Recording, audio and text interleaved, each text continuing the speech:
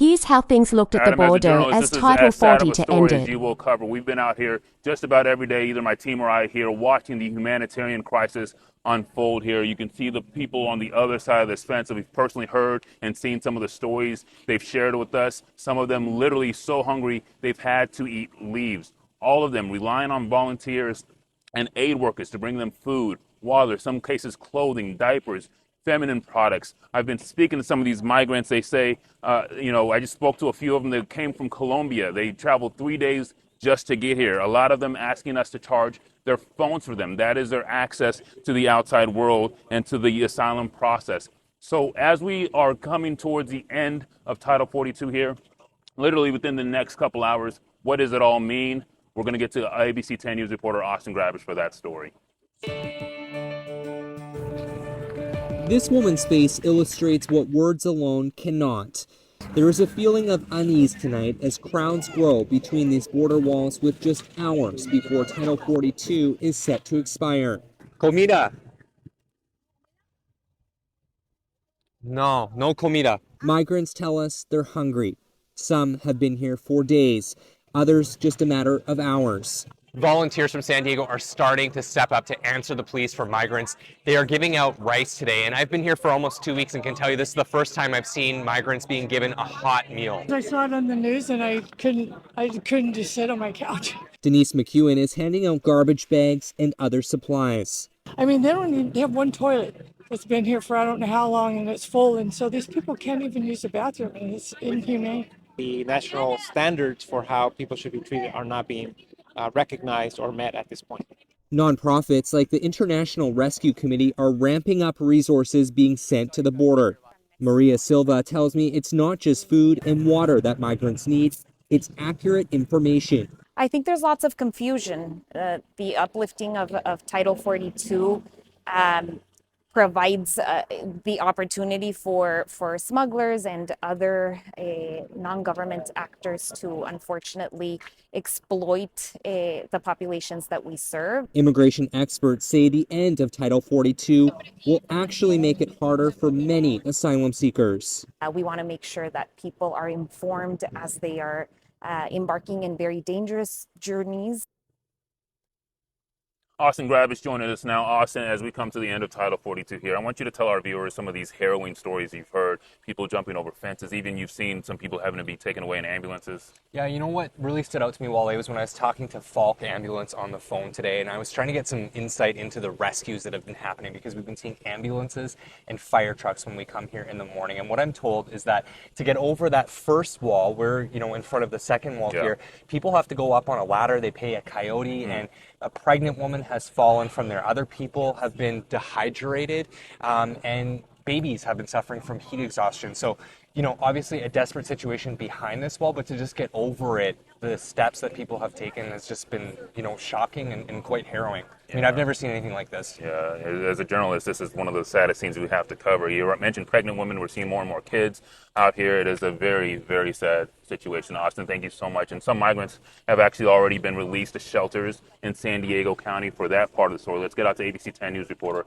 Sarah Encinas. Busload after busload of migrants are arriving at 3 shelters in San Diego and Imperial counties. Jean is from Turkey and spent 2 hours at one of the shelters before choosing to book a hotel room somewhere else. Okay, they asked him just if he wants to be tested, COVID test.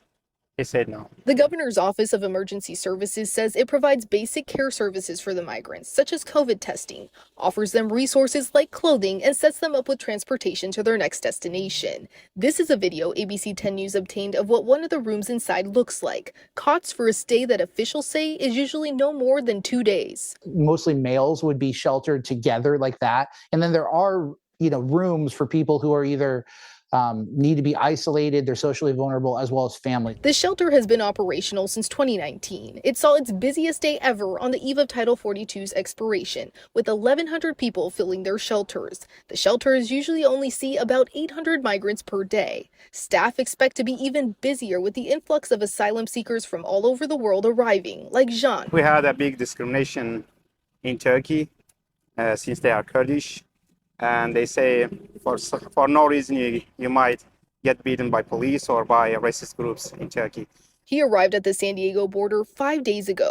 Before arriving at the shelter, he spent 4 days in Border Patrol custody with dozens of people. Some of them, they were very dirty, they were very unhealthy. Everybody was together, and it was very hard for them. That's what he says. And he says a lot of people were, it's easy to get sick. As for what's next for Jean, he says he'll work if he gets a job or will rely on his sponsor and his family back home to support him until his court date. When is Jean's court date? محکمات کنگیه. نیست سری DBJ محکمات کنگیه. January 9th, 2025. In Mission Valley, Sierra Encinas, ABC 10 News. Thank you, Sierra. And as the number of migrants has grown at our borders, so have the number of everyday San Diegans and local aid groups coming down to help. I've seen people bringing food, water, garbage bags, diapers, and help charge people's phones. A lot of those people are right behind me right now. And our volunteers are working around the clock, day and night, to try and provide aid to this vulnerable population. People are trying to create a makeshift shelter. Clearly there's children, so that's the biggest concern, that there's children and families, and we want to make sure that they at least have something to eat, some food, some water, and hopefully that they are able to get processed as soon as possible and make their claim for Senate. The group Southern Border Community says migrants still need help even after they are processed. They're asking San Diegans to offer any help they can. Now, one of the things that we keep on seeing all week long is people on the other side of this fence here literally reaching their hands through, asking whether it's the media or some of these aid workers out here just to charge their phones for them. Hey, please help me. My phone battery is dead. Can you please charge it? Now, migrant advocates and volunteers have started a makeshift charging station every few minutes. They switch out the phones. People have been lining up, waiting for their turn. Having that technology lifeline is so important because one of the ways to be considered for asylum is making an appointment on the CBP One app. But users of the app say it doesn't always work. CBP has made some changes to try to help, but none of them address the technology issue itself. Some of the changes include extending the time for migrants to make appointments to 23 hours per day. 1,000 additional appointment slots are also being added each day. And CBP also says it will prioritize those who have been waiting the longest for an appointment to undercut smugglers preying on migrants. All right, so a lot of the terms that you guys have been hearing, you've heard terms like migrant, you've heard refugees, you've heard asylum seekers. So what does all of this mean, and what is the differences and similarities between them? We're going in depth explaining some of those differences. Some may think they can use the classifications interchangeably, but there are some key and legal differences between migrants and refugees. Every refugee is a migrant when they permanently resettle in another country, but not all migrants are refugees or asylum seekers. Tom Wong is the director of U.S. Immigration Policy Center at UC San Diego. He walked us through some of the distinctions. According to the United Nations, a refugee is a person who has been forced to leave their country because of persecution, war, or violence. They have a well-founded fear because of things like race, religion, nationality, being part of a certain social group, or political opinions. They cannot return home or their lives would be in danger. For the most part, people are just seeking protection from persecution wherever they can find it. And in many cases, that's the closest nearby safe country. But some end in the U.S. In fact, the U.S. could allow up to 125,000 refugees during fiscal year 2023. An example we saw recently in San Diego is when a number of refugees from Afghanistan and Ukraine made it here. A key difference is migrants choose to move and may move for any number of reasons. In some cases, they have left their home because of dangerous or difficult situations to live in. This could include unrest, famine, drought, or economic collapse. But Wong says the reasons can expand from there. Some migrants can be coming to the United States for family reunification.